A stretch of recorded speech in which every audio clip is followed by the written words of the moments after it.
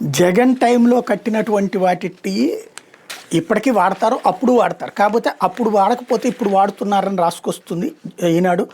ఉమ్మడి జిల్లాలో వైకాపా ప్రభుత్వం ఏం లేదు, గుంటూరు జిల్లా నుంచి వచ్చింది. లక్షలు వెచ్చించి నిర్మించిన సమీకృత వ్యవసాయ ప్రయోగశాలలు చాలా చోట్ల నిరుపయోగం ఉన్నాయి. నిపుణులైన సిబ్బంది నియమించకపోవడం, పరికరాలను సమకూర్చుకోకపోవడంతో భవనాలు అలంకారప్రాయంగా మిగిలినాయి. పంటల సాగులో అధిక దిగుబడులు సాధించాలంటే విత్తనాలు, ఎరువులు, రసాయనాలు నాణ్యమైన ఉండాలి, లేకపోతే నష్టాలు తప్పు. ఈ నేపథ్యంలో ఆయా ఉత్పాదకాల నాణ్యత నియోజకవర్గ స్థాయిలో పరిశీలించడానికి అప్పట్లో సమీకృత వ్యవసాయ ప్రయోగశాలలు ఏర్పాటు చేశారు. ఇందుకోసం నాబార్డ్, ఆర్కేవీకే తదితర కేంద్ర ప్రభుత్వ సంస్థల నుంచి నిధులు పొందారు.